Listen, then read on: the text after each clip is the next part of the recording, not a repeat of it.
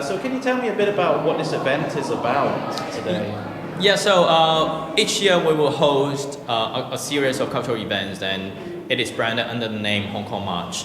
It started last year, and we got more than 30, 40 local organizations collaborating with us. The aim is to promote Hong Kong culture, especially those unique ones and those that could be seen as controversial by the Chinese and Hong Kong government. And this year we also have more than 30 events around the UK. And this one is the opening of Hong Kong March, and also a big market. As you can see, there are more than 30 stores selling street food of Hong Kong, and also a lot of products and designer works from Hong Kong. Yeah, and so what would you recommend people come and see if they were to come to one of your events? What's the highlight for you, in your opinion? The highlight is definitely the people. You will see a lot of Hong Kong people who recently arrived in the UK, and each of them, they have a story to tell. The reason why we left are mostly political, because of the shrinking space of Hong Kong's civil society and politics. Many of them, they were pretty much forced to leave, and each of them would have good story to tell, and that you would understand more about Hong Kong and its relationship with China, and also the suppression that the people are facing. And did you leave Hong Kong because of everything that was happening with the national security law and all of that stuff? I left Hong Kong in June 2020, and I'm now a political refugee in the UK. So Wow. I've been living in the UK for 3.5 years, and I got the asylum 3 years ago. Yeah, excellent. And have you had any problems in the UK? Because obviously right now the CCP has quite a big influence, especially with their soft power propaganda. They're trying to push it, all around the world. They're spending billions and billions of dollars on this. Have you had any trouble with any of these CCP types in the UK? Even if I am a refugee, I still consider myself quite fortunate. My asylum application process went through quite smoothly, and also getting a lot of support and exposure, advocating for Hong Kong's freedom and democracy, and also critical to CCP's suppression. Yes, I face a lot of intimidation. My name is on the wanted list. I got a bounty of £100,000 on my head for anyone who would lead to my arrest. They can actually claim that from the Hong Kong government. So there are a series of extraterritorial or even extra-legal intimidation that are ongoing. But fortunately, I think I've received a lot of support from the people of the United Kingdom, or even the political landscape here. Yeah, and do you think there is hope for Hong Kong to be a free, democratic country? I think there's definitely hope, but there's less optimism. Maybe the hope lies in pretty distant future, maybe in many, many years after that, a lot of protesters and a lot of suffering and sacrifices. But still, the reason why we're here is we believe that the day will come. We just have to build the bridges and pave our way home. And just put Hong Kong's name out there to the international community. Yeah, it's really crucial to keep reminding everyone that there are still thousands of people are being jailed because of their political activities in Hong Kong, and we should definitely pay attention to it. And just one last question then, Nathan. I don't want to keep you here for too long. I know you're a busy guy. Have you been to Taiwan? Well, Taiwan is pretty much one of my favorite countries in the world. Okay, and so tell me, why do you like it especially? Is there any reason? So, there are a lot of Taiwanese politicians and activists that I know, that I'm good friends with. They're all fantastic people, and they are definitely facing also a lot of challenges and struggles when it comes to international recognition. So I think that that's really a key point that we should pay attention to, and it's a great place, good food, good people, gorgeous landscape, and well, if you haven't been there, you should definitely visit. Awesome. Okay, thank you for your time. Great. And I'm really enjoying today. So. Thank you so much. Yeah. You're looking for someone I can't find it.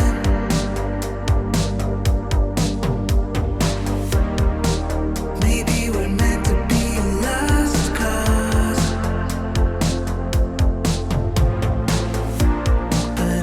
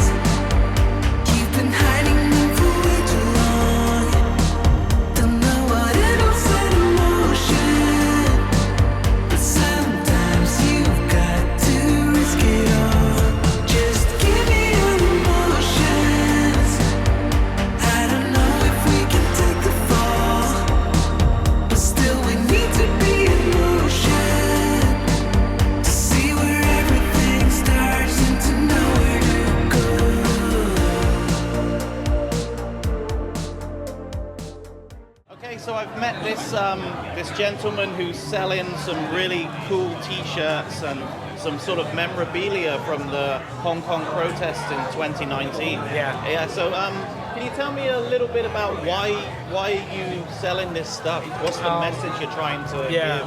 In 2020, and we have a store in Hong Kong is supporting the teenage who is suffering the problem in Hong Kong, and they can't find any full-time job. So they're trying to design the products and selling to support their life. So we have a store to help them to selling that product, and that's why we start. And until now, even though our shop is closed in Hong Kong, but because many teenagers they can't go out from Hong Kong from the CCP, so we're selling the product here and let them having a stable life in Hong Kong. Okay, so the money you made here goes to these people in Hong Kong. Yes. Okay, that's excellent. That's excellent. So, are you a dissident then? Did you leave Hong Kong because of what was happening? Yeah, because of our store, so we target by the police. Oh, really? Yeah, because our selling the against government products, they thought that it's like that. So I thought it was one country, two systems, and Hong Kong was allowed to criticize the government. No, it's one country and one system. Okay. Okay, so that's why I need to go because the police following me for 2 weeks. Oh wow, really? Yeah, so I need to go in a hurry. Yeah. And when I go out from Hong Kong, I can't come back. I go back again. Yeah. Can you tell me, was it really harrowing and scary knowing that the Chinese police were coming for you? Yes. You're really scary about it every day in the morning, 6 o'clock. Anyone will knock your door. Wow. Really? That bad? Yeah. To arrest you. Oh, wow. And every day when you go out, you know that the police is following you a whole day. Yeah, okay. Yeah, and then it's so scary because you don't know they filming or they asking anything or they following you to want to know anything from you. Yeah. And our store. Yeah. So for safety, I need to go. Yeah, no, that's really worrying and really scary. Yeah, and it's really ridiculous that they try to make you so nervous and so scary, and you haven't get any time is peace. No. Yeah. So how did you get out eventually then? What happened? Okay, I get out from Hong Kong by the BNO visa because I born in before 1997. So I got the BNO passport. Yeah. So I can apply for the BNO visa. That's amazing. And then as soon as possible, and then when I got the email that they confirm I can go, then the second day I go. Get out of there. Yeah. And have you had any trouble being in the UK with perhaps the Chinese Communist Party's influence is spreading very far? Yeah. And there are a lot of Chinese people who support the CCP living here in the UK. Yes. You know what I mean? There's a lot of students I they come from their rich CCP uncles who send them to university here. Yeah. Have you had any trouble with those guys or anything? No, I think not, because I just do what I do, and I want to do. So Sure. what I don't mind what you say and what you do for me, because I think the UK government will protect any citizen here, any people who are living here. Hopefully, yeah. Yeah, and then it's at least it's safer than Hong Kong. So Yeah. it doesn't matter. Right now, I would agree. I mean, I first went to Hong Kong in 2011. Yeah. And already in 2011, I could see the CCP's influence growing. Yeah. And you were losing more of your freedom each and every day. Yeah. Then in 2019, when all of that freedom, the umbrella movement was before 2019, right? Yeah, it's 2014. 2014, yeah. So when all of that kicked off, when that started, I knew that there was trouble on the horizon, and But now it's ongoing. It's getting more worse. Yeah. And just these few days we got the Basic Law 23. Right, yeah, I know. Sorry, I was just pressing the button. And the Basic Law 23 start, and I count how many years I need to stay in jail when I going back to Hong Kong. It's over 1,000 years. Wow. Yeah. Yeah, and based on 1,000 years. yeah, it's over 1,000 I don't years. think you're gonna live that long. Maybe I don't know. Yeah. Maybe the second life, the third life, the Yeah, fourth yeah, life when- is still in the jail. When you're reincarnated, you'll Yeah. still be in a CCP gulag. Yeah. It's crazy. It really is crazy. Yeah. So, any plans to go back to Hong Kong? No. Yeah. Uh-huh. And it's the first day when I go on the plane. I know that I will never go back. Yeah. Exceptional is Hong Kong independent. Okay. Okay. And do you think that is a possibility? Do you think Hong Kong could become an independent state? Everything Country? will be possible. Yeah. We're keeping hope and faith of that. But until this moment, at this moment, it's so hard. But we still think we can do it. But we need to gather more and more people to understanding what's happening in Hong Kong. Yeah. And more support from the international countries, anyone. Yeah. Okay. And that's what today is all about. Yes. Yeah. And just want to tell all the UK people, Hong Kong, what's happening now and what we are doing, like starting the BNO visa for a few years already. Yeah. And we are building up a Hong Kong community and want to spread the Hong Kong culture to you guys. Yeah. To enjoying the Hong Kong beautiful things.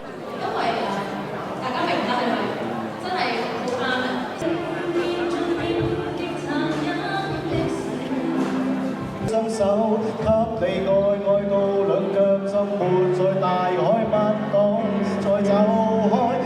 I extend my deepest appreciation to the UK community for their unwavering support towards Hong Kong people.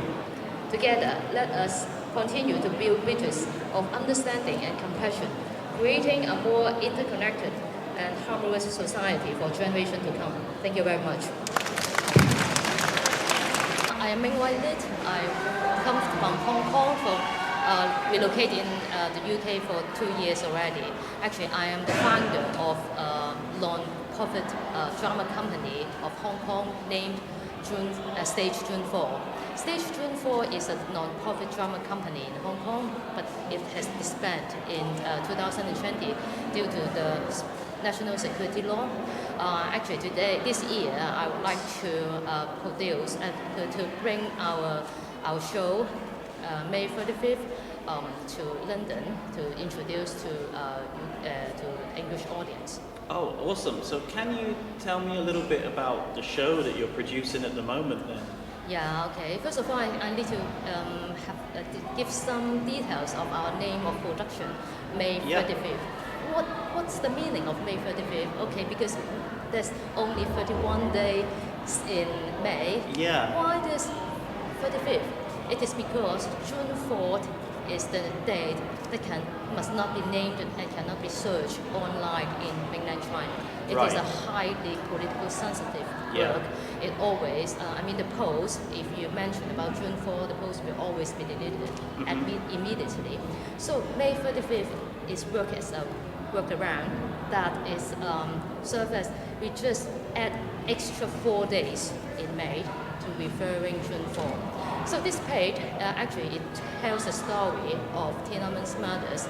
It is based on a real-life parents of a young teenagers who was died 35 years ago. Okay, the page addressed the struggle of Tiananmen's murders, how they struggle to live with to cover up the truth, and also they are not allowed to openly mourn their children even today and living under surveillance now. So we would like to bring it to the English audience, and as it is award-winning page in Hong Kong in 2019, I think it is almost impossible to stage it again in Hong Kong. So we would like to bring it to here to preserve it overseas. Okay, actually is to preserve the historical truth and like to continue the commemoration of Tiananmen massacre. On my YouTube channel, I talk about like China's propaganda, and there are a lot of we call them shills, Yeah. China shills. Yeah, okay. They basically they're foreigners living in China, and they push the propaganda of the CCP, Yeah. and they're trying to appeal to a Western audience, an Yeah. English language speaking audience. Yeah. And a lot of them, they say that the Tiananmen Square massacre was organized by the CIA, but they say that it was. It's about the foreign force to manipulate in this Exactly, situation. exactly. What would you say to somebody who said that to you? I would say that if they are having to choose, then why they need to cover up all those others production? That means they need to stop a production only because they are not having the truth. So they need to delete all those material online and don't let people know the history. So Yeah. I think it's a good opportunity for everyone, okay, to come to see our show. Okay, in that maybe you can just, because you're living in open society, you're not living in China, actually you can search online, you can read the news if you want to know more about Tiananmen's murder. Yeah, okay, excellent. And what do you think happened to Tankman? I'm not sure, but I think he will be the one who cannot actually openly to confess. Okay, this is the one is me like that. Probably they need to cover up their identity. Yeah, but I'm not really sure. But at this moment, we can see still a lot of people in mainland China or in Hong Kong. If they want to speak the truth, they will have very trouble in their daily life. Absolutely. So where can we see your show? We're coming in the late of May this year in London, but our on-sale date is 20th of March, but not at this moment, so I cannot tell you where's the actual venue, but we'll come back in London. Do you have like a website that anyone can go and have a look at? Yes, you can search 5v5 multimedia, and you can just search May 35th in Facebook and in Instagram. You can see our more details in our production. Excellent. Well, thank you for taking the time to stop and talk to me. And yeah, Thank you for having me. Yes. I would love to go and see the show, so Sure. I'll be keeping an eye on that. Yeah, right. Yeah, maybe. Yeah, if you want, please come to see our show. Yeah. Awesome, I will. Thank okay, you so much. Thank you very much. Thank you.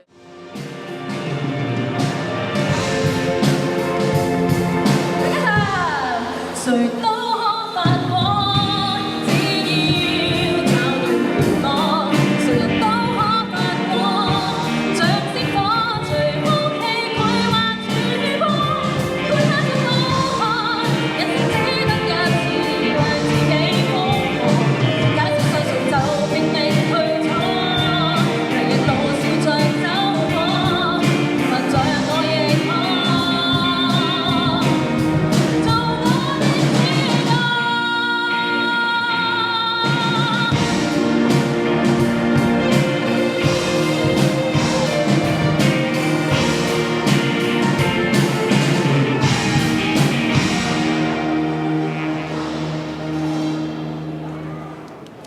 Thank you.